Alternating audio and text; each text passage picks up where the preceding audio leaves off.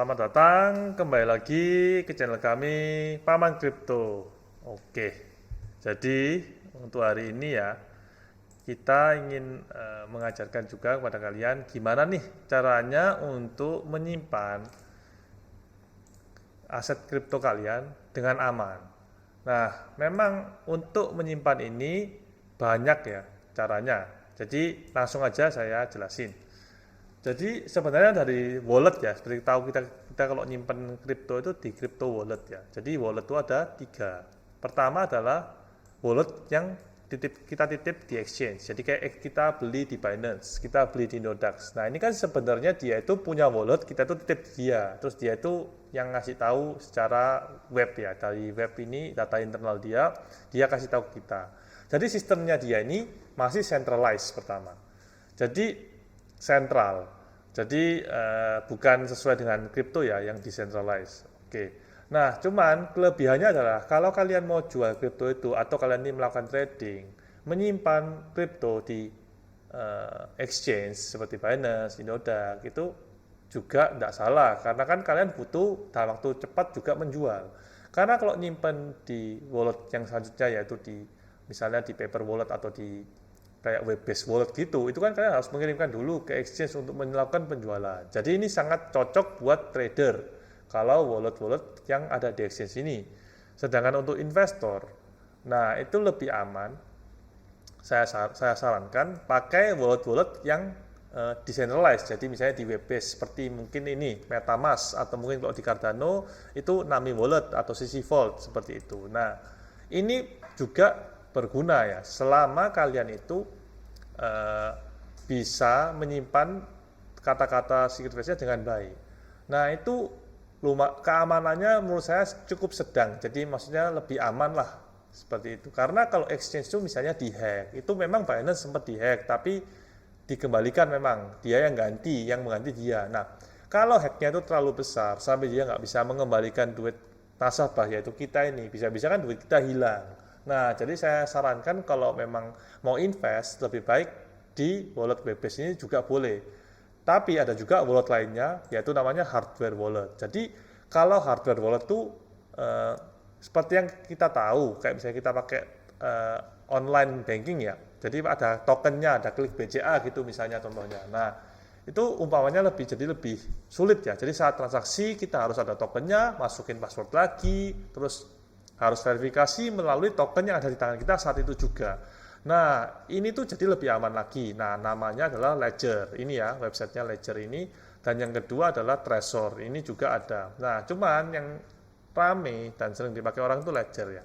Ini bisa dikirim ke mana aja, memang bayar pajak juga. Ke Indonesia pun bisa. Langsung aja, cek aja websitenya. Nah, jadi ini sistemnya sama seperti klik BCA ya. Jadi kalian tuh kalau mau melakukan transaksi, kalian itu harus ada ledger ini atau Trezor itu di tangan. Kalau tidak ada, masukin password saja itu tidak bisa. Sedangkan kalau yang Nami atau MetaMask, ini kan kita pakai password aja, jadi bisa. Nah, jadi dari tiga itu ya, untuk kelebihan dan kekurangannya. Jadi memang exchange itu nomor satu untuk trader harus simpan di exchange karena dia suatu waktu membutuhkan untuk melakukan pembelian dan penjualan secara cepat karena bagi trader waktu itu paling penting. Jadi bagi trader saya sarankan pakai exchange saja. Jadi misalnya di Binance, di Nodax beberapa exchange biar lebih aman ya. Kalau satu exchange aja exchange-nya dihack kan bisa hilang semua.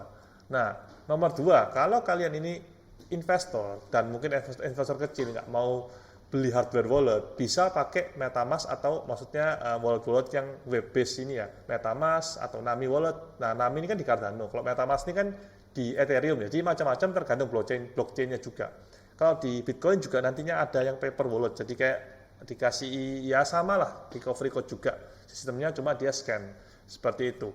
Nah, ini lebih hemat ya, lebih murah, tapi keamanannya sedang. Tergantung kalian tuh menyimpan secret phrase-nya seaman apa, seperti itu. Tapi bagi yang mungkin mau invest lebih banyak dan juga butuh bisa mau mengeluarkan dana, karena hardware wallet ini juga lumayan mahal ya. Ini kita cek aja, paling murah ini Nano S ya, harganya ini mari kita cek. Nah, 900.000 ya, ini belum tax ya, belum tax, dan biaya kirim seingat saya free ya. Nah, ini belum tax ya, jadi mungkin 1 jutaan lah. Nah, jadi tapi ini ada anggapannya lebih aman. Jadi kekurangan hardware wallet adalah dia itu lebih ribet ya. Kalau kalian ini trading NFT atau apapun, itu saya rasa untuk hardware wallet ini sangat sulit, karena setiap kali transaksi jual atau beli, kalian tuh nggak bisa masukin password aja, tapi harus confirm melalui token atau ledger ini di tangan kalian. Jadi sangat ini untuk benar-benar long term investor koin, misalnya dia beli atau beli NFT tapi long term banget, ditaruh nggak di ada transaksi banyak-banyak. Nah, ini sangat berguna. Kekurangannya adalah ada biaya yang harus kalian keluarkan, yaitu sejumlah Rp1 juta ini. Sedangkan kalau yang Nami ataupun MetaMask ini kan free ya, free, dan juga kalian bisa kalau misalnya trading NFT lebih mudah karena hanya masukin password aja. Nah, tapi tingkat kawannya sedang seperti itu. Jadi ya kurang lebih kelebihan dan kekurangannya dari 3 wallet ini ya.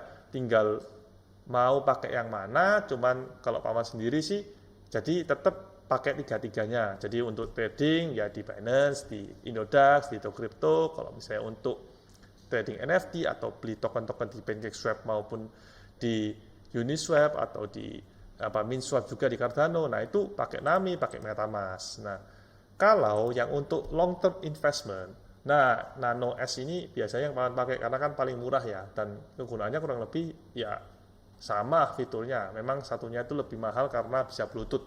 Cuma saya saran yang Nano S sudah cukup. Nah, yang Trezor kebetulan paman belum pernah pakai, kita bisa cek aja harganya berapaan nih. Iya, oke, kita cek aja. Penasaran juga nih berapa ya harganya. Nah, 69 euro ya, jadi harganya hampir 1 jutaan juga ya kan, euro sekitar 16.000 17.000 ya.